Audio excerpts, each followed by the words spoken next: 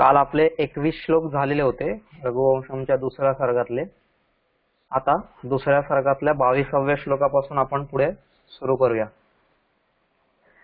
22वा श्लोक आहे वत्सोत्सुकापि स्तिमितास्तभार्यां प्रत्यग्रहित्सेति न नन्दतुस्तौ भक्त्योपपन्नेषु हि तद्विधानां प्रसाद चिन्हानि पुरः फलानि. असा 22वा श्लोक आहे. पुन्हा एकदा वाचतो. वत्सोत्सुकापि स्तिमितास्तपर्यां प्रत्यग्रहित्सेति न नन्दतस्तु भक्त्योपपन्नेषु हि तद्विधानां प्रसाद चिन्हानि पुरः फलानि. अन्वय आहे ह्याचा. सा धेनुः, सा म्हणजे आता धेनु गाय. सा धेनुः वत्सोत्सुका अपि स्तिमिता सती सुदक्षिणायाः सपर्यां प्रत्यग्रहित इति हेतोः तौ. तौ म्हणजे सुदक्षिणा दिली पौ.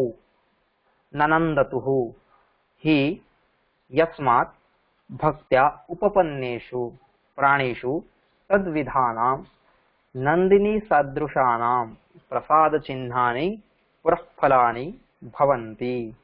असा हा सरळ त्याचा अन्वय आहे. आता एकेका शब्दाचा आपण अर्थ पाहूया की नेमकं त्यांना काय सांगायचंय. तर सा, सा म्हणजे सा धेनु ती गाय. त्या गायीचं आता वर्णन चाललंय ना. काल आपण 21व्या श्लोकात पाहिलं की ती गाय वनातून आली आणि त्यावेळेस तिने काय केलं की सुदक्षिणेने तिचं सत्कार केला, पूजा अर्चा केली आणि ते सगळं त्या गायीने काय केलं, शांतपणे स्वीकारलं. आता तेच इथं पुढे सांगतात की सा धेनु ती गाय वत्सोत्सुकापि, वत्सोत्सुका म्हणजे मुलासाठी उत्सुक असलेली, बाळासाठी वत्सासाठी उत्सुक असलेली अशी होती तरी सुद्धा. स्तिमिता स्तब्ध उभी राहून, स्तिमित म्हणजे स्तब्ध एका जागी शांत उभी राहून, स्तिमित होऊन. सपर्याम, सपर्याम म्हणजे पूजा किंवा तिची जी काही सत्कार तिने केला आपण पाहिलं काल, किंवा पूजा केली, अर्चना केली, वंदन केलं तिला, तर ती सगळी पूजा प्रत्यग्रहित स्वीकारती झाली, तिने स्वीकारली. इति असं म्हणून ते दोघे, त्यामुळे ते दोघे, ते दोघे म्हणजे कोण, आता राजा दिलीप आणि राणी सुदक्षिणा. तौ ते दोघे न नंदतुः, न नंदतुः म्हणजे आनंदित झाले, प्रफुल्लित झाले, उल्हासित झाले. दोघांनाही खूप आनंद झाला. ही, ही म्हणजे आता कारण नाही का, किंवा साहजिकच आहे, आपण त्याला कारण पण म्हणू शकतो किंवा साहजिकच आहे असं पण म्हणू शकतो. ही भक्त्या उपपन्नेषु, भक्त्योपपन्नेषु म्हणजे भक्तियुक्त जे आहेत अशांच्या ठिकाणी, उपपन्न, भक्त्या उपपन्न म्हणजे भक्तीने युक्त जे आहेत त्या सर्वांच्या ठिकाणी असे जे दोघं आहेत, म्हणजेच कोण, राजा दिलीप आणि सुदक्षिणा. आता इथं हे जसे होते तर त्यांच्यासाठी आता ते पुढं एक वैश्विक सिद्धांत सांगतात काय की भक्त्या उपपन्नेषु भक्तीने युक्त जे आहेत अशांच्या ठिकाणी तद्विधानाम तिच्या सारख्यांची, तद्विधानाम म्हणजे तिच्या सारख्यांची. आता तिच्या सारख्यांची म्हणजे कोणासारख्यांची, आता जशी इथं गायीने दाखवलेली आहे तशी गायी सारख्यांची, तिच्या सारख्यांची. प्रसाद चिन्हानी, प्रसाद चिन्हे, प्रसाद चिन्हे म्हणजे जणू काही तिने एखादा प्रसादच दिलेला आहे आणि ते प्रसाद हा चिन्ह स्वरूपात दिलेला आहे असं. प्रसाद चिन्हानी पुरः फलानी, पुरः फलानी, पुरः म्हणजे पुढे, भविष्यकाळ, भावी काळामध्ये नाही का, फलानी भावी काळातील कार्यसिद्धीचे किंवा फळप्राप्तीचे निदर्शक असतात. किती सुंदर हा सिद्धांत सांगितलेला आहे की भावी कार्यसिद्धीचे निदर्शक असे हे चिन्ह असतात, अशी ही प्रसाद चिन्ह असतात. ठीक आहे. तर आता पूर्ण श्लोकाचा अर्थ आपण पाहूया की ती धेनू म्हणजेच ही गाय नंदिनी, ती धेनू आपल्या वासराकरिता उत्सुक झालेली असतानाही निश्चल राहून, अगदी स्थिर राहून, स्तिमित राहून, स्तब्ध राहून तिच्या पूजेचा स्वीकार करीत असे. नाही का, रोज ती आली, रोज जरी ती तिच्या बाळाला पाहण्यासाठी उत्सुक असायची, तरी सुद्धा ज्यावेळेस तपोवनाच्या गेटवरती म्हणा, सीमेवरती म्हणा, सुदक्षिणा तिची पूजा करायची, त्यावेळेस ती पण काही क्षणभर शांत उभी राहून, स्तब्ध उभी राहून तिची पूजा स्वीकार करायची, तिच्या पूजेचा स्वीकार करायची. आणि त्यामुळे राजा दिलीप आणि राणी सुदक्षिणा दोघांनाही काय व्हायचा, आनंद व्हायचा. साहजिकच आहे. काय साहजिकच आहे? कालिदास काय म्हणतात बघा, तिच्या सारख्यांनी भक्तांना दर्शवलेली प्रसाद चिन्हे ही त्यांच्या भावी कार्यसिद्धीची निदर्शक असतात. हा खूप मोठा एक सिद्धांत त्यांनी इथे सांगितलेला आहे, नाही का. म्हणजेच किती सुंदर हा प्रसंग आहे की गाय दिवसभर राजा दिलीपासोबत वनामध्ये जाते. सकाळी जेव्हा वासराने दूध प्यायलेलं असतं, मग ते वासरू तिथं बांधून मग गायला ते सोडतात आणि गायला वनात घेऊन जातात. आता दूध पितं वासरू आहे म्हणजे ते एकदम लहान आहे, नवीन नवीनच जन्मलेलं बाळ आहे, आणि अशा बाळाला सोडून दिवसभर ती गाय वनामध्ये जाते, नाही का. मग तिचं वनामध्ये लक्ष लागत असेल का? ती संध्याकाळची वाट पाहतच असेल ना, की कधी एकदा मी घरी जाते आणि माझ्या बाळाला भेटते, माझ्या वासराला भेटते. हा तिच्या डोक्यामध्ये सारखा विचार येतच असणार. आणि म्हणून आपण जसं त्या दिवशी पाहिलं होतं श्लोकामध्ये, की जेव्हा गाय परत येत असते तेव्हा तिची उत्सुकता, तिची लगबग ही तिथं कालिदासाने दर्शवलेली आहे, की इतक्या लगबगीने गाय परत येत असते. का? कारण तिला तिच्या वासराला भेटायचं असते. पण आता वासराला भेटायचं असतंय, अगदी एकदम वासरू जवळ आलेलं आहे, नाही का, तपोवनाच्या सीमेपर्यंत आलेली आहे ती. आणि अशा वेळेस राणी सुदक्षिणा तिला रोज थांबवायची तिथं. कशासाठी? तर तिची पूजा करण्यासाठी. आणि आता अशी थांबवायची, मग त्यावेळेस त्या गाईला पण कुठंतरी वाटत असेल ना, की जावं यार पटकन, माझ्या बाळाला भेटावं, वासराला भेटावं. पण ती गाय मात्र राणी सुदक्षिणेची पूजा स्वीकारण्यासाठी तिथं अगदी शांत, अजिबात चंचलता नाही, चपलता नाही, कोणत्याच प्रकारची हालचाल नाही. नाही तर असतं ना आपलं मन जेव्हा असं कासावीस होतं, मग आपण असं एका जागी शांत उभे नाही राहत, आपल्याला तिकडे पोहोचण्याची घाई असते, चला चला पटापट पटापट काय असेल ते करा यार, असं आपण म्हणतो. पण तसं ती गाय नाही करायची, ती एकदम शांत स्तब्ध अशी उभी राहायची. आणि ही जेव्हा अशी रोज उभी राहायची त्यावेळेस राजा दिलीप आणि सुदक्षिणा या दोघांनाही काय व्हायचा, एक प्रकारचा आनंद व्हायचा. का बरं आनंद व्हायचा? कारण त्यांना ही गोष्ट कळून चुकायची की आज ज्याप्रमाणे आपल्याला ही कार्यसिद्धी व्हावी म्हणून गाय काय करते, जणू काही इथं थांबते, आणि इथं थांबून ती आपल्याला जणू काही एक प्रकारची निदर्शक ठरते, ठीक आहे, किंवा एक प्रकारचं एक चिन्ह ती दाखवते, एक प्रकारची ती साईन देते. काय साईन देते? की हा, तुमच्या कार्याला मी तुमच्या सोबत आहे, नाही का, तुमच्या सिद्धीमध्ये, कार्यसिद्धीमध्ये मी तुमच्या सोबत आहे, असा जणू काही ती संदेश त्यांना देते, असा जणू काही ती चिन्ह स्वरूपात त्यांना सांगते की तिथं उभी राहते त्यांच्यासाठी. आणि त्यामुळे त्या दोघांना खूप आनंद व्हायचा. आता गाय तिथं पूजा घ्यायला उभी राहिली म्हणून काय आनंद झाला का? असं नाहीये. तर ती गाय तिथं उभी राहिली ह्याचाच अर्थ काय आहे की आपल्या कार्यसिद्धीचं ते एक द्योतक आहे, ते एक चिन्ह आहे, ते एक दर्शन आहे, म्हणून ती तिथं उभी राहायची, असं त्या दोघांनाही त्याचा अर्थ मिळायचा. आणि त्यामुळे ते दोघेही आनंदी व्हायचे. आता आणि हे साहजिकच आहे. कारण का? कारण कालिदास पुढे सांगतायत की तिच्यासारखी भक्तांना दर्शवलेली प्रसाद चिन्हे ही त्यांच्या भावी कार्यसिद्धीची निदर्शक असतात. तद्विदानां प्रसाद चिन्हानी पुरःफलानी भक्त्योपपन्नेषु तद्विदानां प्रसाद चिन्हानी पुरःफलानी. म्हणजे जे भक्तियुक्त अंतःकरणाचे आहेत अशांच्या ठिकाणी तिच्यासारखी, म्हणजेच त्या गायीसारखी, म्हणजेच ते जिची भक्ती करत आहेत, ज्याची उपासना करत आहेत त्या गायीच्या ठिकाणी किंवा तिच्या सारख्यांची प्रसाद चिन्हे ही आपल्या भावी कार्याची, आपल्या भावी कार्यसिद्धीची निदर्शक ठरतात, निदर्शक असतात, नाही का.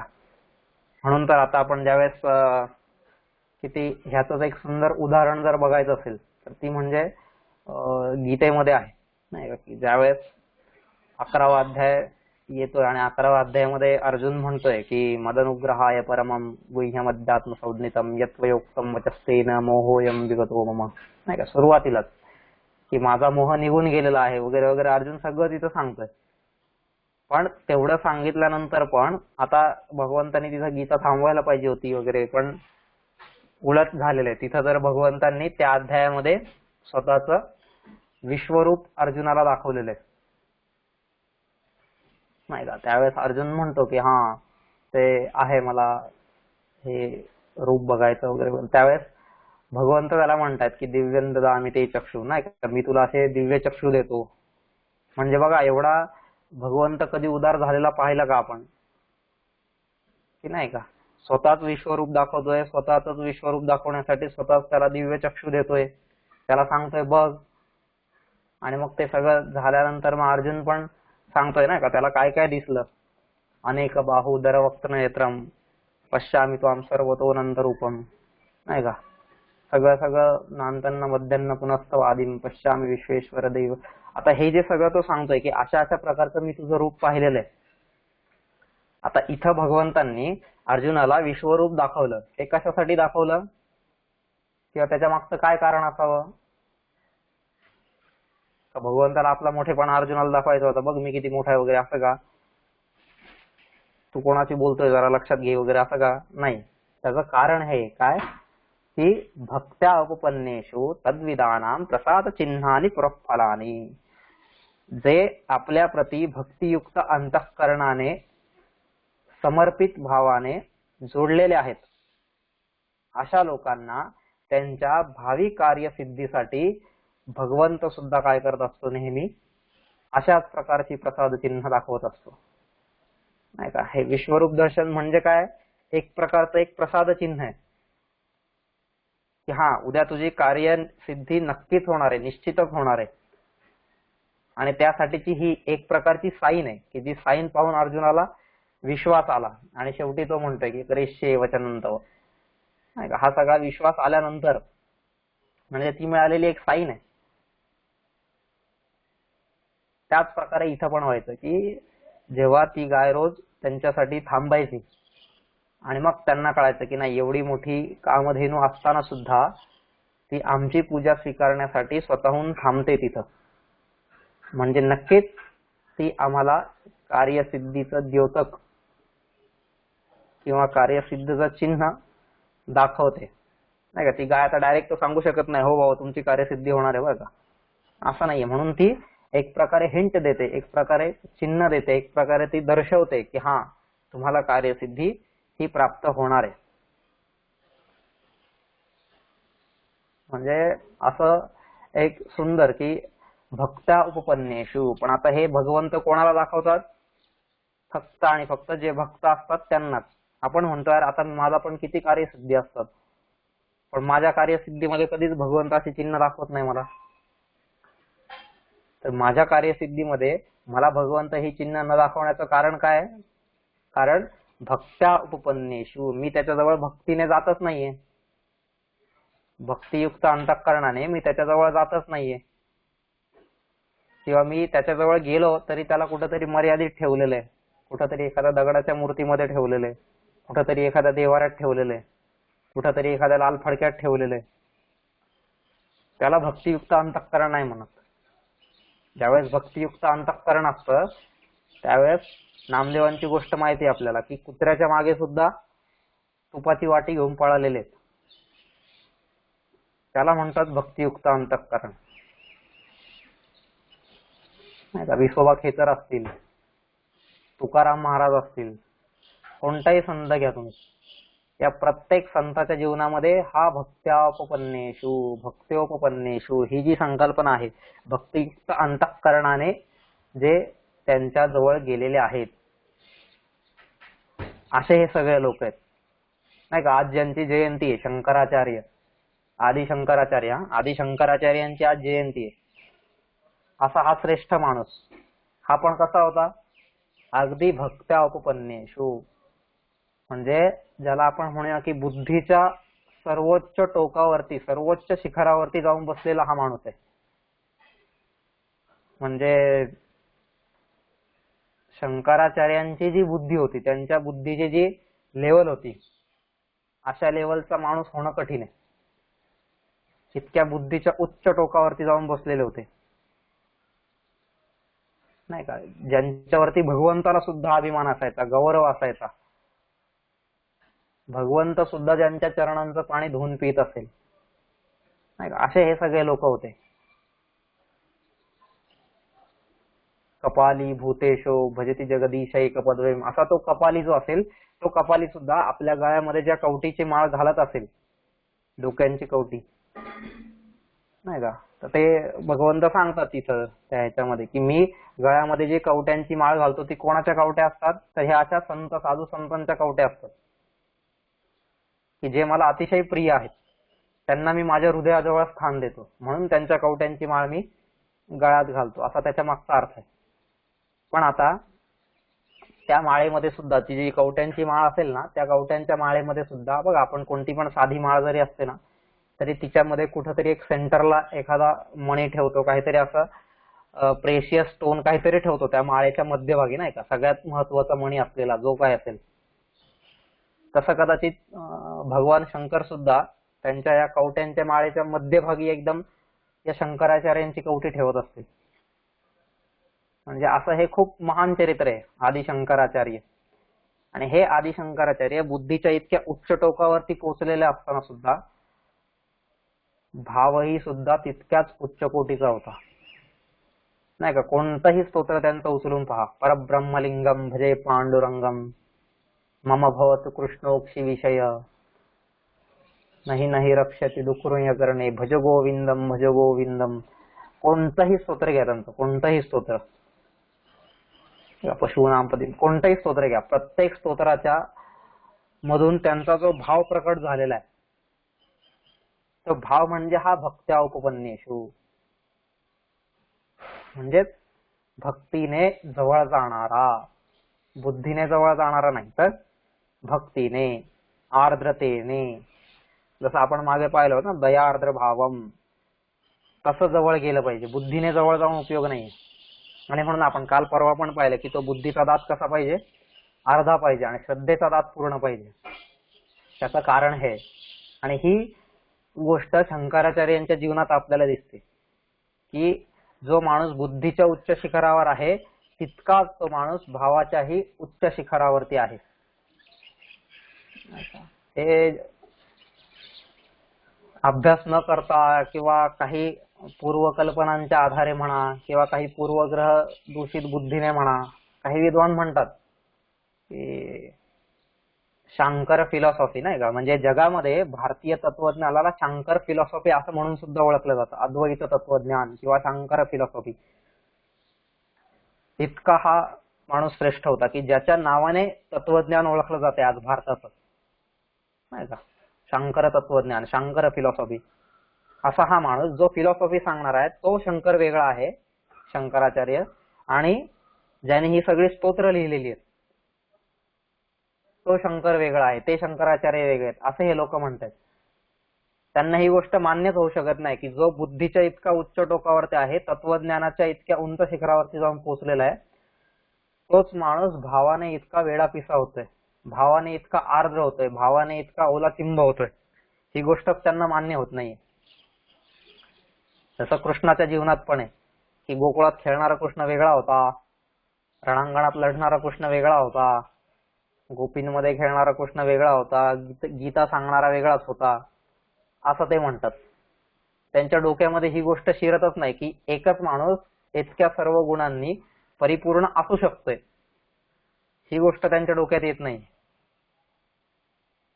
असंच मी पण झालं पाहिजे, भक्त्यापन्नेषु भक्त्योपपन्नेषु. भक्तीने जर मी जवळ गेलो तरच भगवंत सुद्धा काय करणार आहे, तरच भगवंत सुद्धा मला अशा प्रकारची माझ्या कार्यसिद्धीची चिन्ह देणार आहे. नाही का, ज्याला आपण कौल देणं म्हणतो. हा, शिवाजी महाराजांच्या इतिहासामध्ये आपण बऱ्याचदा वाचतो असं की हा, अमुक अमुक त्यांना गड जिंकायचा होता, अमुक अमुक स्वारी करायची होती, पण त्यावेळेस आई जगदंबेने कौल दिला. आता हे कोणाला, आई जगदंबा कोणाला कौल देणार, की जो अशा प्रकारे तिला भक्तिपूर्ण अंतःकरणाने तिची उपासना करत असेल, त्यालाच ती काहीतरी असं चिन्ह देणार ना, त्यालाच ती काहीतरी हा तू यशस्वी होशील ही गोष्ट त्याला सांगणार. म्हणजेच कुठेतरी आई जगदंबेने त्यांना सांगितलं असतं शिवाजींना की नाही, अफजल खान येत असेल तरी त्यावेळेस तू काय करू नकोस, प्रतापगड सोडू नकोस, नाही का, हे जावळीचं खोरं सोडू नकोस. कुठेतरी त्या आईनीच त्यांच्या चिंतनात येऊन सांगितलं असणार ना. आणि म्हणजेच हे चिन्ह कशाचं आहे, तर हे चिन्ह या कार्यसिद्धीचं आहे. तर असं हे जो भक्तियुक्त अंतःकरणाने तिच्यासारख्यांची, आता तिच्यासारख्यांची म्हणजे त्या गायीसारख्यांची, आता गाय कशी आहे, गाय ही आपल्या भक्ताला तिच्या कार्यसिद्धीपर्यंत पोहोचवणारी आहे, म्हणजेच भगवंतासारखीच आहे एक प्रकारे. मग असे जे असतात तेच आपल्या कार्यसिद्धीला निदर्शक अशी चिन्ह आपल्याला वेळोवेळी दाखवत असतात.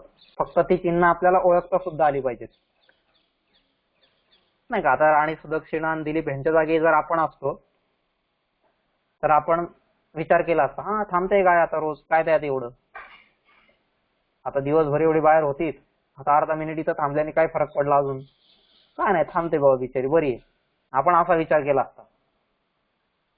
पण तिथं राजा दिलीप आणि राणी सुदक्षिणा होती आणि ती गाय तिथं थांबायची हे पाहून ते दोघंही आनंदित व्हायचे. का? कारण त्यांना हा पुढचा विचार यायचा त्यांच्या डोक्यात की गाय इथं थांबलीये म्हणजे जणू काही आपल्या कार्यसिद्धीचं हे एक प्रसाद चिन्ह आहे, आनंदाचं एक चिन्ह आहे, ही गोष्ट त्यांच्या लक्षात यायची आणि म्हणून ते दोघेही आनंदी होत असत, नाही का. परत एकदा सांगतो की ती गाय ज्यावेळेस आपल्या वासराकरता उत्सुक झालेली असायची, अशा वेळेस निश्चल उभी राहून ती सुदक्षिणेला दिलेल्या पूजेचा स्वीकार करायची आणि त्यामुळे राजा दिलीप आणि सुदक्षिणा दोघांनाही आनंद व्हायचा. आणि साहजिकच आहे की तिच्यासारख्यांनी भक्तांना दर्शवलेली प्रसाद चिन्हे ही त्यांच्या कार्यसिद्धीची निदर्शक असतात, नाही का. मी जर भक्तिपूर्ण अंतःकरणाने भगवंताची अशी सेवा केली तर भगवंत नक्कीच मला सुद्धा अशी प्रसाद चिन्ह देणार आणि माझ्या कार्यसिद्धीपर्यंत पोहोचवण्यासाठी माझ्या सोबत उभा राहणार, नाही का. जशी गाय इथं उभी राहिलेली आहे तसेच भगवंत सुद्धा माझ्या कार्यसिद्धीसाठी माझ्या सोबत, माझ्या जवळ येऊन उभा राहणार, नाही का. आपण म्हणतो विटेवरी उभा कटेवरी हात, काय मौजेचा पंढरीनाथ, असा जो पंढरीनाथ आहे तो तिथं विटेवरती का बरं उभा आहे, कुठंतरी त्याच्या भक्तासाठीच ना, भक्ताच्या कार्यसिद्धीसाठीच, आणि हे दाखवले जातं चिन्ह आहे त्याने ते, म्हणून तो तिथं उभा आहे. श्री एकनाथ सदनी माधवजी सर्व कामे ही करीतो, स्वकरे चंदन घासी गंगेचे पाणी कावडी भरितो, नाही का. असं साक्षात ते परब्रह्म काय करतंय की एकनाथाच्या घरी सर्व कामे ही करीतो, नाही का. सगळं काम करतोय एकनाथाच्या घरातली, काय धुनी भांडी स्वयंपाक जे काय असेल सगळी कामं तो करतोय.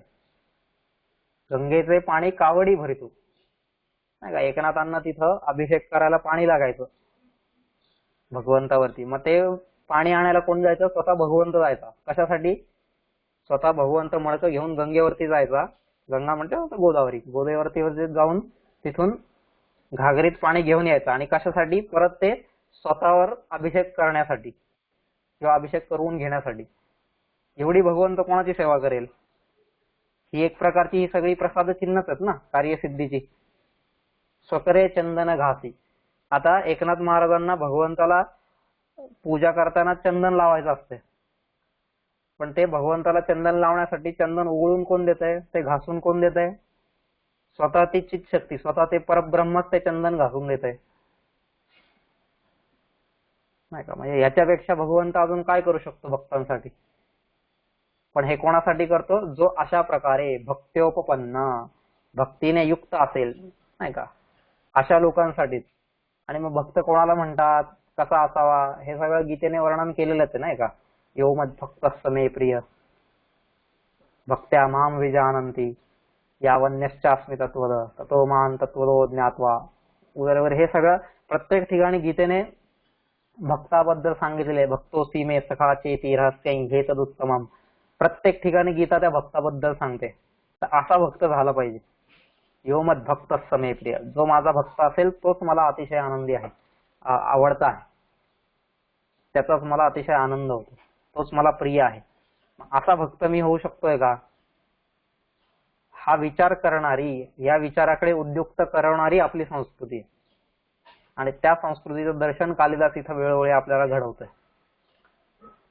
ठीक आहे. म्हणून आपण सुद्धा अशाच प्रकारे भक्तिपूर्ण अंतःकरणाने आपल्या कार्यसिद्धीमध्ये जर लागलेलो असलो तरच काय आहे, भगवंत सुद्धा अशा प्रकारची प्रसाद चिन्ह आपल्याला वेळोवेळी दाखवतो. फक्त त्याने ती दाखवलेली चिन्ह ओळखण्याची दृष्टी पण आपल्याकडे पाहिजे. नाही तर भगवंत बऱ्याचदा आपल्याला अशा वेगवेगळ्या स्वरूपांमध्ये येऊन भेटून पण जात असेल, पण त्याला ओळखण्याची दृष्टीच आपल्याकडे नसेल, तशी नजरच आपल्याकडे नसेल, तसा चष्माच जर आपल्याकडे नसेल तर तो कितीही जवळ आला तरी आपण त्याला ओळखूच शकत नाही. आणि हीच गोष्ट नेमकी इथं यांनी ओळखलेली आहे दोघांनी पण, राजा दिलीप आणि राणी सुदक्षिणा. असा हा 22वा श्लोक झाला. आता पुढे आहे 23वा. गुरोः सदारस्य निपीड्य पादौ समाप्य सांध्यं च विधिं दिलीपः दोहावसाने पुनरेव दोग्ध्रिं भेजे भुजोच्छिन्न रिपोर्निषण्णाम. सुंदर. काय म्हणतात ते? गुरोः सदारस्य निपीड्य पादौ समाप्य साध्यं च विधिं दिलीपः दोहावसाने पुनरेव दोग्ध्रिं भेजे भुजोच्छिन्न रिपुर्निषण्णाम. काय सांगतायत ते? भुजोच्छिन्न रिपुः दिलीपः सदारस्य गुरोः पादौ निपीड्य सांध्यं विधिं च समाप्य दोहावसाने निषण्णाम दोग्ध्रिं, म्हणजे धेनू गाय, पुनः एव भेजे. आता काय सांगतायत ते की भुजोच्छिन्न रिपुः, रिपुः रिपुः म्हणजे शत्रू, हरी रिपु शत्रू. भुजोच्छिन्न, भुजा म्हणजेच बाहू, बाहुबळाने, ज्याने आपल्या बाहुबळाने छिन्न भिन्न केलेले आहेत, सगळ्यांचा नायनाट केलेला आहे, सगळ्यांचं निर्दालन केलेलं आहे, सगळ्यांना संपवलेलं आहे, नाही का? सगळ्या शत्रूंना बाहुबलाने, ज्याने आपल्या सगळ्या शत्रूंचा नाश केलेला आहे, निर्दालन केलेलं आहे, त्यांना संपवलेलं आहे, असा दिलीप राजा, दिलीपः असा राजा दिलीप. सदारस्य गुरोः, सदारस्य, दार, दार म्हणजेच पत्नी, नाही का? सदार, दारस्य, सदारस्य गुरोः म्हणजेच पत्नीसह असलेल्या गुरूंच्या. जे वशिष्ठ ऋषी होते त्यांची पत्नी अरुंधती, तर त्या अरुंधतीसह असलेल्या वशिष्ठांच्या, म्हणजे सदारस्य गुरोः पादौ निपीड्य, पादौ म्हणजे चरणांमध्ये पडून किंवा वंदन करून, नाही का, त्यांच्या पायी पडून, च आणि सांध्यम विधिम समाप्य, संध्या समयीचे जे विधी आहेत, संध्याकाळचे जे विधी असतात, नाही का, आपण त्रिकाल संध्या म्हणतो, तर ती संध्या जी आहे, ज्यावेळेस रात्र आणि दिवस, दिवस आणि रात्र एकमेकांना जोडते, त्यावेळेसची जी काळ आहे त्याला संध्याकाळ म्हणतो आपण. आणि त्या संध्याकाळच्या वेळेसचे जे विधी आहेत ते विधी समाप्य, आटपून, पूर्ण करून, संपवून, दोहावसाने, दोहावसाने म्हणजेच दूध काढून झाल्यानंतर, ती जी गाय आहे ना, गायचं संध्याकाळी दूध काढतो आपण, मग असे दूध काढून झाल्यानंतर निषण्णाम,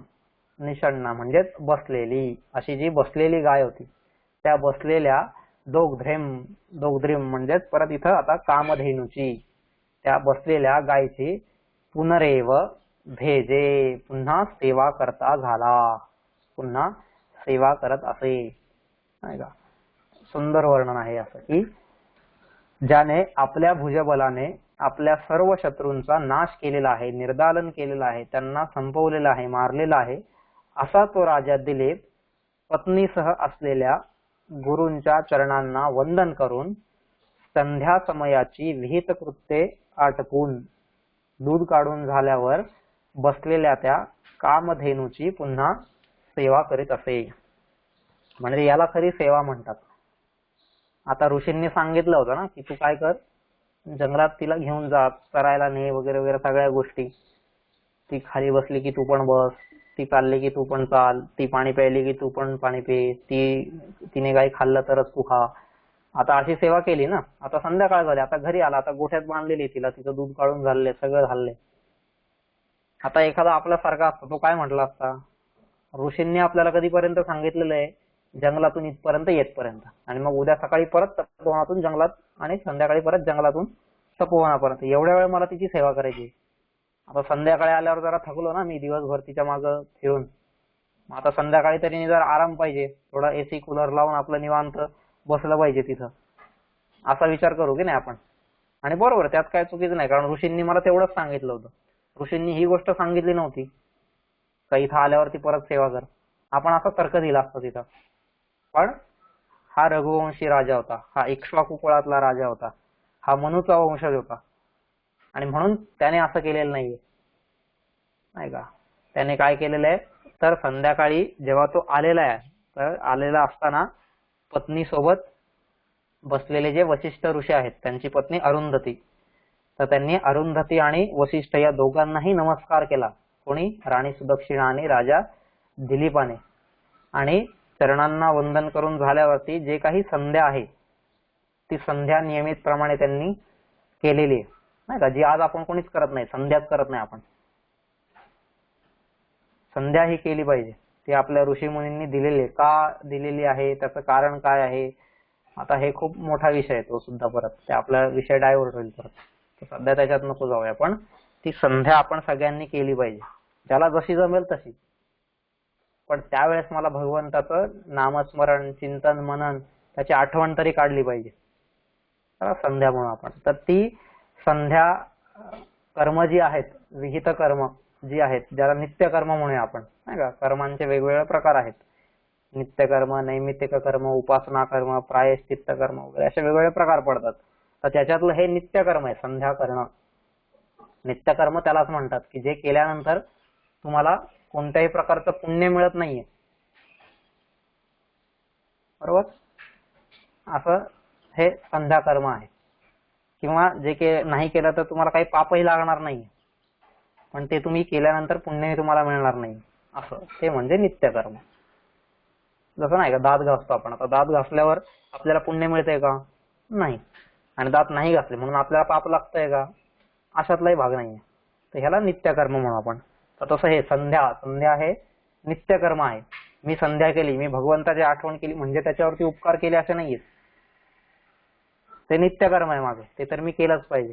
आणि मग असं ते संध्या कर्म करून विहित कृत्य सगळे आटपून मग गायचं दूध काढून झाल्यावरती त्या कामधेनूची ते दोघं काय करत असत, पुन्हा सेवा करत असत, नाही का. आता दोघं मिळून संध्याकाळी पूर्ण रात्रभर तिची सेवा करतात किंवा जे काय असेल ते. आपल्यासारखा एखादा म्हणला असता, बास झाला आता दमलो, आता जरा कांदा भाकर खाऊ दे, थोडं आराम करू दे, उद्या सकाळी परत ते उन्हातानात त्या गायीच्या मागं फिरायचंय, कुठं झाडा झुडपात जाईल, कुठं जंगलात जाईल, कुठं चिखलात जाईल, कुठं अजून कशात जाईल, त्याच्या मागं मला फिरायचंय. त्याच्या आता आज झोपून घेतो जरा निवांत, उद्या सकाळी परत आहेच पहिले पाडे पंचावन्न, असं आपण तसं नाही त्याने विचार केला. आणि म्हणून तो राजा दिलीप होता, आणि म्हणून आपण आहे, नाही का. अशा या थोर लोकांनी, अशा या महापुरुषांनी आपल्या संस्कृतीला उभं केलेलं आहे. तर त्याच्यामुळं आपण सुद्धा ह्यांचे वंशज आहोत, ह्यांचा वारसा घेऊन आपण पुढे गेलं पाहिजे, तरच आपल्या जीवनाला सुद्धा तसा सुगंध येईल. त्याप्रमाणेच की ज्याप्रमाणे वनातून आल्यानंतर सुद्धा त्यांनी आधी गुरूंचे चरण स्पर्श केलेत, गुरुपत्नीचे चरण स्पर्श केलेत, आणि कोणी बघा कोण कुठे नम्र झालंय त्याच्यासाठी हे विशेषण वापरलेलं आहे. काय विशेषण वापरलेलं आहे त्यांनी, भुजोच्छिन्न रिपुः दिलीपः, की ज्याने आपल्या सर्व शत्रूंचा नाश केलेला आहे. म्हणजे तो किती शूर असेल, किती पराक्रमी असेल, नाही का, एकही शत्रू ज्याचा उरलेला नाहीये, असा तो राजा दिलीप. पण तो सुद्धा काय झालेला आहे इथं, अगदी नम्र झालेला आहे. कुठं नम्र झालेला आहे? गुरूंच्या चरणी. उगाच कुठेही नाही नम्र झालेला आहे, तो पण गुरूंच्या चरणी नम्र झालेला आहे. कारण त्याचा गुरु पण तितका श्रेष्ठ होता नाही का, वसिष्ठ ऋषी, ज्यांनी वेदांच्या मंडलांमध्ये स्वतःचा हे लिहिलेलं आहे, त्यांचा भाग आहे त्याच्यामध्ये, वेद तयार करण्यामध्ये, असे ते ऋषी होते. मग त्या ऋषींच्या चरणांवरती तर पडलंच पाहिजे नाही का. आणि अरुंधती पण, दोघेही असे होते की सप्त ऋषींमध्ये, जे आपण आता सध्या आकाशात बघतो ना, सप्तर्षीचे जे 7 तारे असतात, त्याच्यातला एकच तारा असतो की त्याच्याजवळ छोटासा परत दुसरा तारा असतो, म्हणून आणि त्याला आपण नाव दिलेलं आहे वसिष्ठ आणि अरुंधती. इतकं त्यांनी कर्म केलेलं आहे, इतकं त्यांचं जीवन त्यांनी संस्कृतीच्या कामासाठी झिजवलेलं आहे. आणि असं त्यांनी संस्कृतीचं काम केलं असल्यामुळेच आपण त्यांना तिथं स्थान दिलेलं आहे नाही का. सप्त ऋषींमध्ये एकच स्त्री आहे तिथं, ती म्हणजे अरुंधती आहे. 7 ऋषी आणि एक त्यात एक्स्ट्रा, ती म्हणजे अरुंधती, 8वी. असं ते दाम्पत्य होतं नाही का. दाम्पत्य जीवन कसं असावं, तर वसिष्ठ आणि अरुंधती सारखं आदर्श दाम्पत्य जीवन, याला खरं म्हणतात. असं दाम्पत्य जीवन असावं. आणि असं ते दाम्पत्य जीवनाला ह्यांनी काय केलं होता, त्या दाम्पत्याला ह्या दोघांनीही नमस्कार केला की आमचं हे जीवन ह्यांच्यासारखंच व्हावं. म्हणून रोज हे संध्याकाळी आल्यानंतर गुरूंच्या चरणांची सेवा करायची आधी, आणि मग त्याच्यानंतर पुन्हा गाय धुवून झाल्यावरती त्या गायच्या सेवेमध्ये रत व्हायचे. ठीक आहे. असा हा 23वा श्लोक झाला. आता 24वा आहे. तामंती कन्यस्तबली प्रदीपान,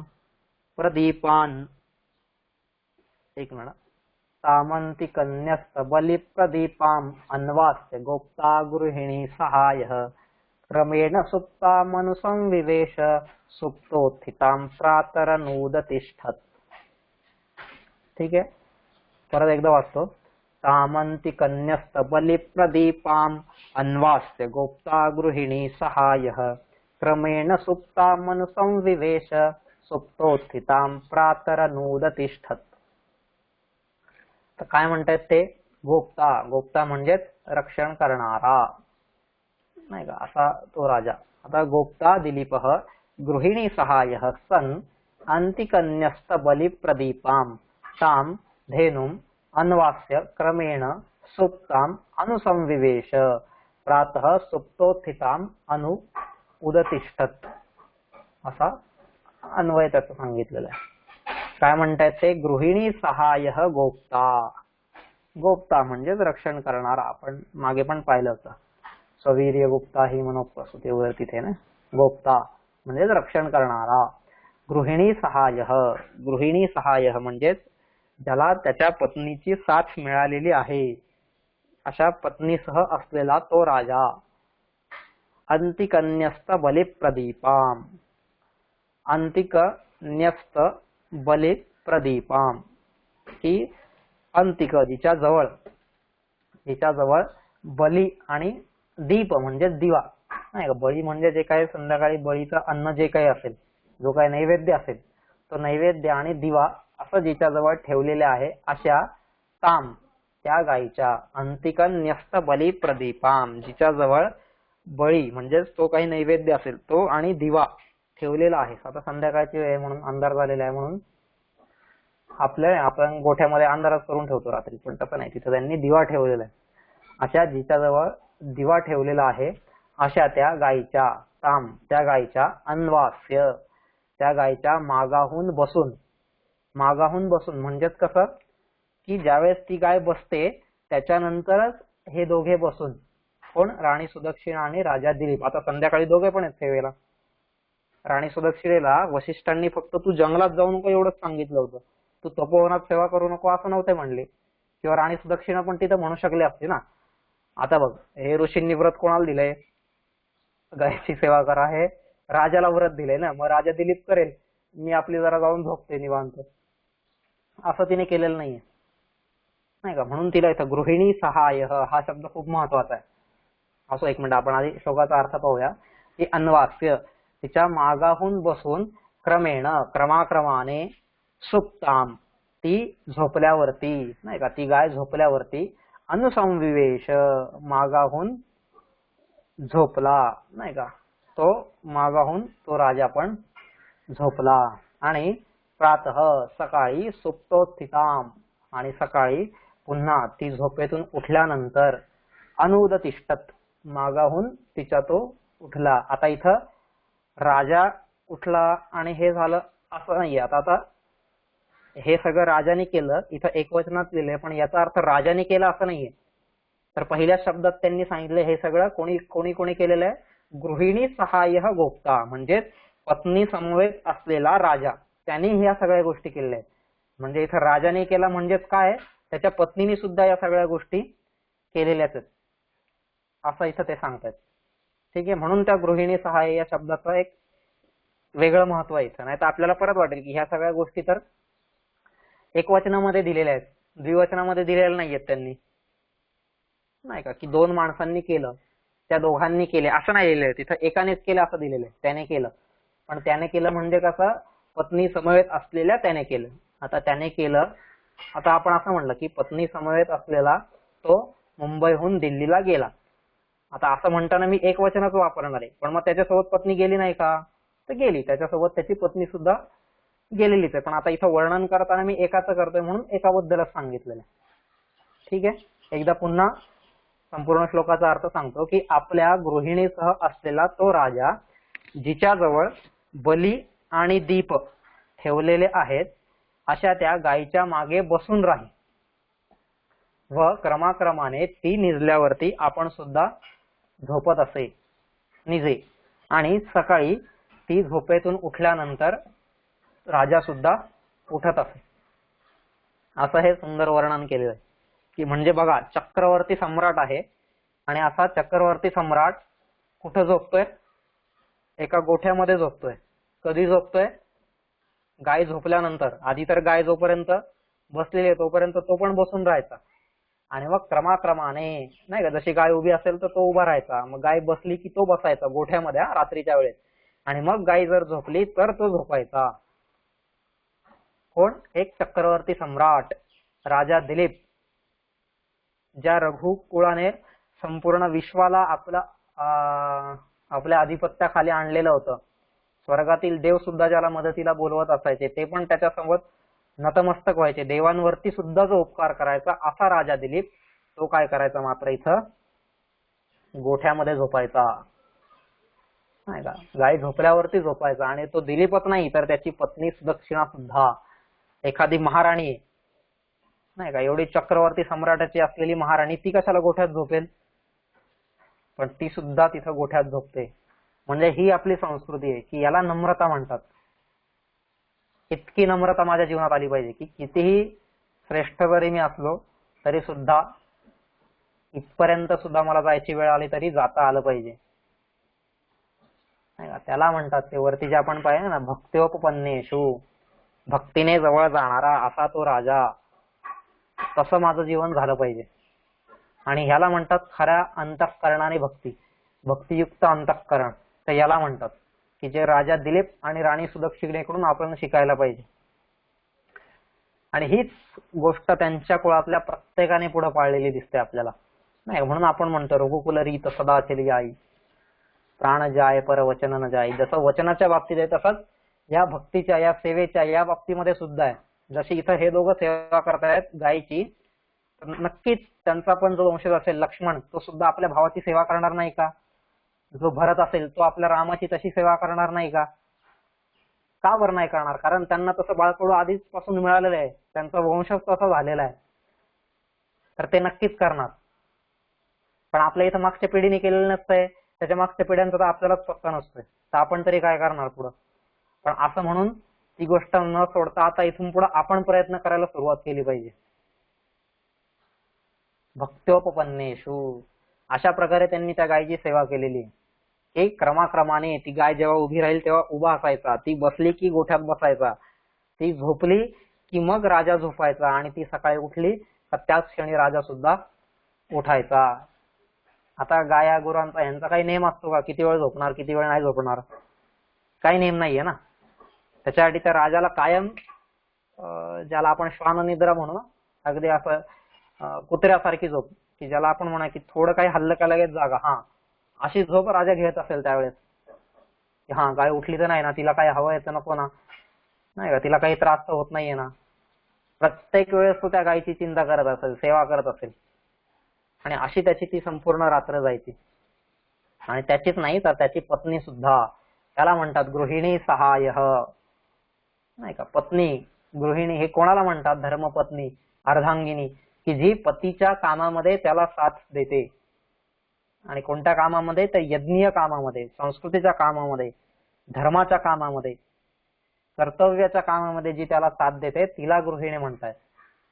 आणि सुदक्षिणा सुद्धा अशीच गृहिणी होती, नाही का. जसं वरती पाहिलं आपण, अरुंधती सुद्धा अशा प्रकारचीच गृहिणी होती, की जी वशिष्ठांना त्यांच्या संस्कृती बीजारोपणाच्या कार्यामध्ये अशीच अहोरात्र मदत करत होती, अशीच त्यांच्यासोबत उभी होती. आणि म्हणून नाही का, आपल्या इथं बघा, सत्यनारायण असेल, विवाह असेल, किंवा अजून कोणतेही विधी असतील पूजेचे, त्यावेळेस प्रत्येक वेळेस पतीच्या हाताला पत्नीने हात लावायचा असतो. का? त्याचं कारण हे की ते एक बोधचिन्हात्मक आहे, की मी सुद्धा तुमच्या प्रत्येक कामामध्ये तुमच्या सोबत आहे. त्याला अर्धांगिनी म्हणतात. अशी अर्धांगिनी होता सीता, नाही का. रामाला वनात जायला सांगितलं होतं, सीता कशाला गेली वनात? कारण ती अर्धांगिनी होती. तुमचं जे ध्येय असेल, तुमचं जे कर्तव्य असेल, तुमची जी ड्युटी असेल, त्याच्यामध्ये मी तुमच्या सोबत उभी आहे. त्याला सीता म्हणतात, त्याला अरुंधती म्हणतात, त्याला सुदक्षिणा म्हणतात. हे सगळे लोक असे झालेले, आणि म्हणून ते रामराज्य उभे राहिलेले. तर आपण सुद्धा असाच प्रकारचं जर जीवन जगलो तर एक वेगळा सुगंध आपल्या जीवनाला येईल, नाही का. अशी ती राणी सुदक्षिणा होती, गृहिणीसह असलेला तो राजा. ठीक आहे. कशा प्रकारे त्यांनी त्या गायीची सेवा केलेली आहे. तिथं बळी म्हणजे नैवेद्य ठेवलेलं असायचं. आता बळी का बरं? कारण रात्रमध्ये तिला कधी जर परत भूक लागली, काय लागली, तर तो नैवेद्य तिथे ठेवलेलाच असायचा. आणि दिवा का बरं? अंधारापासून तिला दूर ठेवण्यासाठी तो दिवा लावलेला असायचा. आणि अशी त्यांची ती सेवा चाललेली होती. ठीक आहे. पुढचं आहे 25वा. इत्थं व्रतं धारयतः प्रजार्थं समं महिषा महनीय कीर्तेः सप्तव्यतीयुस्त्रिगुणानि तस्य दिनानि दीनोद्धरणोचितस्य. आता परत एकदा वाचतो. इत्थं व्रतं धारयतः प्रजार्थं समं महिषा महनीय कीर्तेः सप्तव्यतीयुस्त्रिगुणानि तस्य दिनानि दीनोद्धरणोचितस्य. अशा प्रकारे त्यांचे हे सेवा करत करत एवढे दिवस झाले होते. काय म्हणतात ते? इत्थम, अशा प्रकारे. इत्थम म्हणजे अशा प्रकारे. प्रजार्थम महिषासमं व्रतं धारयतः महनीय कीर्तेः दीनोद्धरणोचितस्य दिलीपस्य सप्तत्रिगुणानि. म्हणजेच आता सप्त त्रिगुण, 7 गुणिले 3 म्हणजेच किती झाले? 21. 7 त्रिक 21 दिनानी व्यतीयुः. अशी सेवा करत करत त्यांचे 21 दिवस निघून गेले. काय म्हणतात ते? इत्थम, अशा प्रकारे. अशा प्रकारे महिषासमम. महिषासमम म्हणजेच महिषा जी पट्टराणी आहे, महिषा म्हणजेच पट्टराणी, त्या पट्टराणीसह प्रजार्थे, संतान व्हावे म्हणून, नाही का, पुत्रार्थ, संतानाची इच्छा असलेले, त्याच्यासाठी व्रत धारण केलेले. व्रतम धारयतः, व्रत धारण करणाऱ्या, म्हणजे संतान प्राप्त व्हावे म्हणून व्रत धारण करणाऱ्या. महनीय कीर्तेः, महनीय कीर्ती, ज्याची महनीय कीर्ती आहे, नाही का, महान कीर्ती असलेला किंवा पुण्यश्लोक जो आहे, असाच राजा, असा तो दिलीप राजा जो काय होता. आणि कसं, त्यासाठी काय अजून एक विशेषण वापरतात की दीनोद्धरणोचितस्य. दीन, दीना इथं दीर्घ आहे. दीन म्हणजेच जे हवालदिर असतील, गरीब असतील, लाचार असतील, किंवा कोणत्या कारणास्तव असमर्थ असतील, असे जे दीन आहेत त्यांचा उद्धरणोचितस्य म्हणजे त्यांच्या उद्धरणाला उचित असणारा, किंवा त्यांचा तारक असणारा, किंवा त्यांचा उद्धार करणारा. असा तो जो राजा दिलीप आहे तस्य तस्य म्हणजे त्या राजाचे त्रिगुणानी सप्त त्रिगुणानी सप्त म्हणजे 3 × 7 म्हणजे 21 7 त्रिक 21 त्रिगुणानी सप्त दिनानी दिवस व्यतीयुः 21 दिवस निघून गेले व्यतीयुः काय म्हणतात ते अशा रीतीने तो पुण्यश्लोक आणि दीनोद्धारक राजा आपल्या पट्टराणीसह संतान प्राप्त्यर्थ व्रताचरण करीत असता 21 दिवस निघून गेले. म्हणजे आता आपण या दुसऱ्या सर्गातल्या पहिल्या श्लोकापासून या जे काही 25व्या श्लोकापर्यंत पाहिलं तर या 25 श्लोकांमध्ये त्यांनी जे काही सेवेचं वर्णन केलेलं आहे तर या सेवेचं वर्णन म्हणजे त्यांनी एक संपूर्ण दिवस तिथं आपल्याला दाखवलेला आहे ना की सकाळी पहाटे उठल्यापासून ते पुन्हा दुसऱ्या दिवशीच्या पहाटेपर्यंत अशी त्या दोघांची दिनचर्या या 21 श्लोक या 25 श्लोकांमध्ये कालिदासाने सांगितलेली. ठीक आहे. आता जे जे सुरुवातीपासून असतील या दुसऱ्या सर्गाच्या त्यांना लक्षात असेल काय काय सांगितलेलं आहे की सकाळी जसे राजा दिलीप उठायचा तो संध्या करायचा गुरुवंदन करायचा त्या गायची सेवा करायचा वासराला दूध पाजायचा गायचं दूध काढून झाल्यानंतर मग राधी सुदक्षिणा तिची पूजा करायची तिला वनापर्यंत सोडवायची म्हणजे त्या सीमेपर्यंत मग तिथून पुढं राजा दिलीप हा आपले सैनिक जे काही इतर लोक होते आणि राणी सुदक्षिणेला सुद्धा मागे पाठवायचा आणि तिथून पुढे राजा एकटाच त्या गायीला घेऊन जंगलामध्ये जायचा आणि जंगलामध्ये गेल्यानंतर त्या गायीची अशा प्रकारे सेवा करायचा नाही स्थितस्थिता मुच्चरित प्रयाता निषेदुषी मासनाबद्ध धीर जलागिलाशी जलमादतानाम छायेवताम भूपतिरन्वगच्छत अगदी सावलीप्रमाणे तो राजा तिच्या मागे जायचा ती गाय बसली की बसायचा उभी राहिली की उभा राहायचा पाणी प्यायली की पाणी प्यायचा आणि जेवली की जेवायचा थांबली की थांबायचं हे सगळं असं तो राजा दिलीप दिवसभर करत होता. आणि हे सगळं करत असताना ते वनातले जे दुष्ट प्राणी पशु पक्षी असतील इतर कोणी राक्षस असतील जे काय त्यांचं पण निर्दालन करत होता जे हरण असतील त्यांना तो आपलासा वाटायचा वगैरे वगैरे. आता हे सगळं तुम्ही जे काही आपले 25 श्लोक झालेले त्या 25 श्लोकांचा सगळा दिनक्रम आठवा. मग आता संध्याकाळच्या वेळेस परत ते दोघं म्हणजे राजा दिलीप आणि गाय नंदिनी आश्रमाकडे वशिष्ठांच्या पुन्हा निघायचे. मग त्यावेळेस ते संपूर्ण संध्येची शोभा कशी असायची काय असायची वगैरे वगैरे हे सगळं वर्णन. मग इथे आल्यानंतर पण राणी सुदक्षिणा त्या गायची पूजा करायची त्या गायीला आपल्या वासराला भेटायची ओढ असायची पण तरी सुद्धा ती गाय थांबायची त्यांना आनंद व्हायचा. मग आल्यानंतर वशिष्ठांच्या पाया पडणं असेल अरुंधतीच्या पाया पडणं असेल गायची दूध काढणं असेल तिचं आणि हे सगळ्या गोष्टी आवरल्यानंतर पुन्हा रात्री त्या गायची सेवा करणं आणि गोठ्यात पुन्हा झोपणं तिच्यासोबत नाही का आणि सकाळी ती उठली कीच उठायचं वगैरे वगैरे. हा जो सगळा त्यांचा दिनक्रम होता जो या एवढ्या 25 श्लोकांमध्ये सांगितलेला आहे. या 25 श्लोकांमध्ये त्याचा एक दिवस सांगितलेला आहे आणि याच एका दिवसाप्रमाणे आता या श्लोकामध्ये सांगतायत की असे 21 दिवस पूर्ण झाले 21 दिवस निघून गेले. सेम याच प्रकारे अजिबात त्याच्यात काहीच बदल नाही. म्हणजे बघा किती आहे आपल्याला समजा अशी गोष्ट करायला सांगितलं आपण पहिल्या दिवशी करू दुसऱ्या दिवशी करू 4 दिवस करू पण नंतर म्हणू काय आता रोजच ती गाय उठते ती चरायला जाते हे करते ते करते त्याच्यात काय एवढं आहे आणि आता एवढं करून पण काय होतंय त्यापेक्षा राहू दे आपल्या एखाद्या सैनिकाला देव पाठवून जा रे बाबा तुझी गाय घेऊन मी आपल्या इकडे झाडाखाली बसतो वशिष्ठांना सांगतो हा मीच गाय घेऊन जातोय पण मी थोडा पुढे जाऊन एका झाडाखाली बसेल आणि मग पुढे म्हणून सैनिकाला जा तू त्या गायला घेऊन. रोज वेगवेगळ्या सैनिकांची बारी चला आज तुझी बारी उद्या तुझी बारी प्रत्येकाने जाऊन या तिकडं. पण तसं केलेलं नाही. असं 21 दिवस तो राजा रोज असंच करत होता आणि अगदी भक्तिपूर्ण अंतःकरणाने. आणि मग असं जेव्हा करत असेल सेवा नाही का रोज गोठ्यात झोपणं त्या राजाला काय झालं म्हणा एकदम मऊ अशा गादीवरती झोपायची सवय तो राजा इथं गोठ्यामध्ये झोपतोय. त्या गोठ्यामध्ये कुठं शेण असेल कुठं गोमूत्र असेल कुठं काय किडे असतील मच्छर असतील जे काय असेल त्यावेळेस त्या सगळ्यांमध्ये तो राजा आपल्या राणीला घेऊन झोपतोय. तिथं दिलीप आणि सुदक्षिणा दोघेही तिथंच झोपतायत नाही का.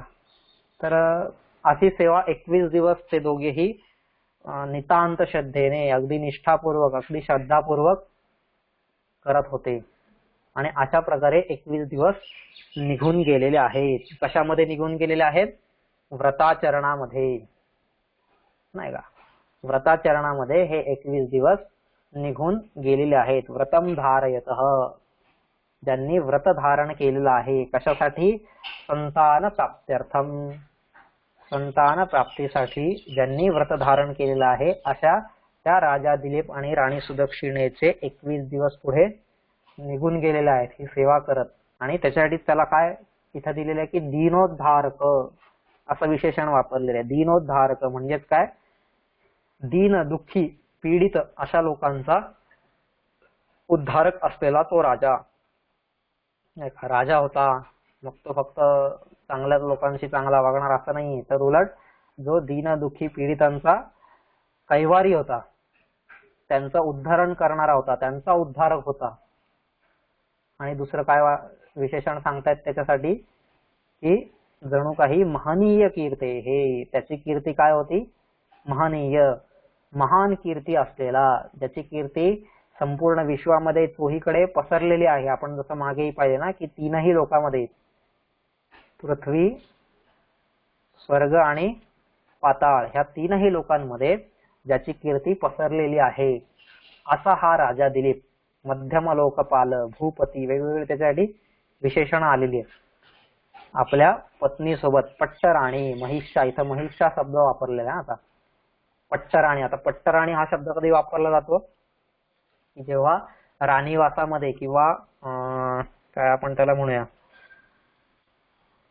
राजाचं अंतःपुर, त्या अंतःपुरामध्ये अनेक स्त्रिया होत्या, अनेक राण्या होत्या, पण त्या राण्यांमध्ये एक विशेष राणी असलेली, त्यांच्यामध्ये एक विशेष स्थान जिला आहे अशी राणी ही सुदक्षिणा होती. आणि म्हणून तिच्या पोटी पुत्र हवा होता, कारण ती पट्टराणी होती, कारण ती त्याला आवडणारी होती. का आवडणारी होती? फक्त सुंदर दिसायला होती वगैरे वगैरे म्हणून का? असं नाही. आपण मागेही पहिल्या सर्गामध्ये पण सुदक्षिणेचं वर्णन पाहिलेलं आहे, आता दुसऱ्या सर्गामध्ये पण पाहिलेलं आहे, आणि आता इथे या श्लोकामध्ये पण पाहिलेलं आहे की ती प्रत्येक ध्येयामध्ये, संस्कृतीच्या प्रत्येक कामामध्ये आपल्या पतीच्या सोबत उभी असायची. हे प्रत्येक, फार दशरथाची कैकेयी असो, रामाची सीता असो, प्रत्येकाच्या, अजाची इंदुमती असो, किंवा प्रत्येक राजाच्या सोबतच्या ज्या त्यांच्या पत्नी होत्या त्या प्रत्येक पत्नी मात्र तशीच होती. याला खरं पत्नी म्हणू आपण, याला खरं अर्धांगिनी म्हणू, याला खरं आपण गृहिणी, गृहलक्ष्मी, भाग्यलक्ष्मी, जे काय म्हणता येईल आपल्याला ते ह्यांना म्हणावं लागेल. नाही तर मग बायको आहेत किंवा इतर सगळे शब्द आहेत ते सामान्य नॉर्मल स्त्रियांना आपण लावतो, पण ज्या अशा आहेत, व्रतासाठी स्वतःला ज्यांनी झोकून दिलेलं आहे, त्यांना आपण अशा विशेष पत्नी म्हणू. आणि अशी विशेष पत्नी ही इतर पत्नींपेक्षा राजा दिलीपाची सुदक्षिणा होती, आणि म्हणून त्या सुदक्षिणेच्या पोटी त्याला पुत्र हवा होता, नाही का? अगदी तिच्यासारखाच तेजस्वी, जशी सुदक्षिणा तेजस्वी होती, जशी तिच्यामध्ये विनयशीलता होती, जशी तिच्यामध्ये नम्रता होती, हे जे काय सगळे गुण असतील तिचे, तशा सगळ्या गुणांनी युक्त पुत्र हवा होता. आणि कशासाठी ते आपण मागे पाहिलेलं आहे पहिल्या सर्गात सगळं, की संस्कृतीच्या रक्षणासाठी, संस्कृतीच्या कार्यासाठी त्यांना हा पुत्र हवा होता. ठीक आहे. म्हणून अशा प्रकारे तो राजा दिलीप आणि ती राणी सुदक्षिणा हे दोघेही या गायची सेवा करत करत 21 दिवस पूर्ण निघून गेलेले आहेत. आणि आता 21 दिवसांनंतर काय होतंय? पुढे एक छान आता प्रसंग इथं येतो. आतापर्यंत एकच प्रसंग झाला या 25 श्लोकांमध्ये. काय प्रसंग झाला की आज सकाळपासून ते उद्या सकाळपर्यंत, किंवा आज पहाटेपासून उद्या पहाटेपर्यंतचा एक प्रसंग, की कशा प्रकारे त्यांची दिनचर्या होती, कशा प्रकारे त्यांचं व्रताचं पालन होतं. आणि या व्रत पालनामध्ये अजिबात खंड नव्हता, कुठेही खंड नव्हता. 21 दिवस झाले, मग मध्ये जरा समजा 8व्या दिवशी, 9व्या दिवशी, 10व्या दिवशी कुठंतरी आज माझं खूप डोकं दुखतंय, आज मला खूप तापच आलेला आहे, आज अमुकच झालेलं आहे, काल त्या गायच्या मागं पळत पळत होतो, पायच मुरगाळला माझा, अजून काहीतरी झालं, असं म्हणून राजा दुसऱ्या दिवशी थांबलाय असं नाहीये. मग गेला ऋषींकडे सांगायला, अहो ऋषी जर आज असं असं झालंय, आजच्या दिवस गायीला असंच राहू द्या, नाही तर दुसऱ्या कोणासोबत तरी पाठवा, उद्यापासून परत जातो मी. अजिबात नाही. कितीही संकट आलेले असतील, काहीही झालेलं असेल, आता जंगलामध्ये गेलेला आहे तो, जंगलात काय संकट येणार नाहीत का? पायात काटे भरणार नाही का? कुठं दगड धोंड्यांमध्ये फसणार नाही का? कुठं चिखलात चौथात अडकणार नाही का? काहीतरी होणारच ना, प्रत्येक ठिकाणी काहीतरी होतेच. पण त्या सगळ्यांवरती मात करून रोज तो राजा पुन्हा दुसऱ्या दिवशी गायला सोबत घेऊन चाललेला आहे. असे 21 दिवस त्या दोघांनीही, म्हणजे राणी सुदक्षिणा असो किंवा राजा दिलीप असो, दोघांनीही 21 दिवस अशा प्रकारे त्या गायची सेवा केली. आणि आता पुढचा 22वा दिवस उगवला. आणि मग आता काय झालं 22व्या दिवशी, असं हे सुंदर प्रसंग आता इथून पुढे, म्हणजे इथून पुढचा जो प्रसंग आहे तो खूप छान आहे.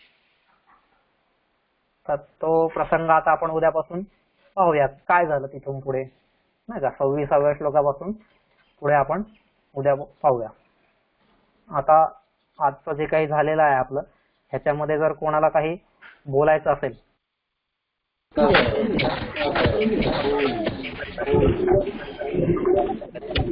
त्याला पण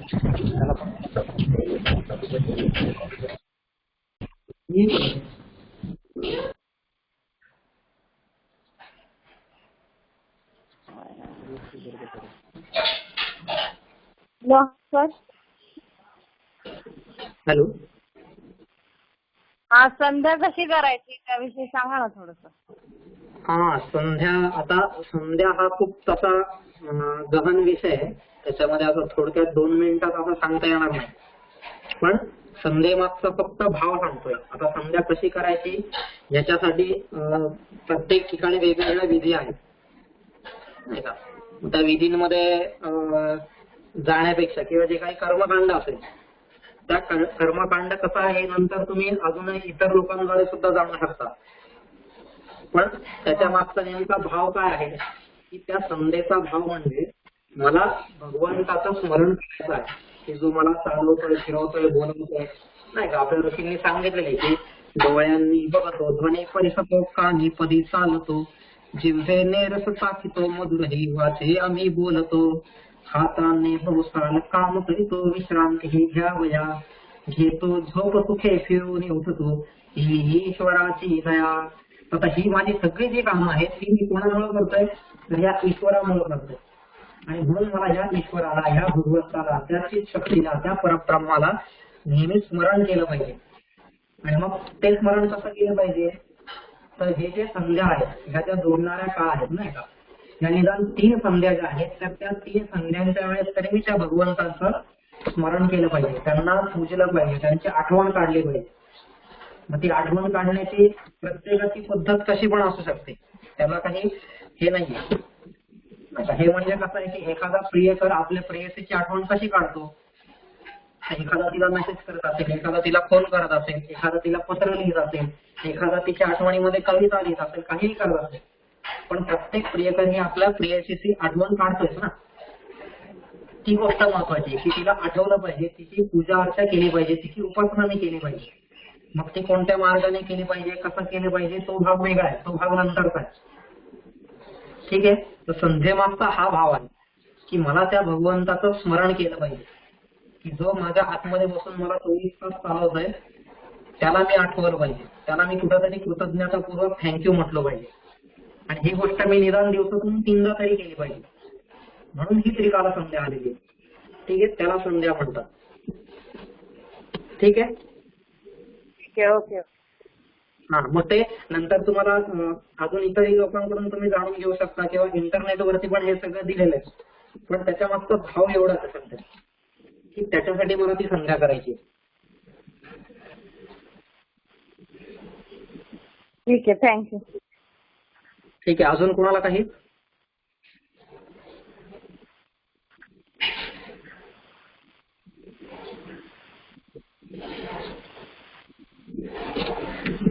चालेल. मग आता कोणाला काही बोलायचं नाही तर आपण उद्या सकाळी 8 वाजता भेटूया आणि आता पुढचा जो सगळा मस्त एकदम छान असा प्रसंग आहे त्या प्रसंगाची सुरुवात 24व्या श्लोकापासून करूया. चला, धन्यवाद सर्वांना.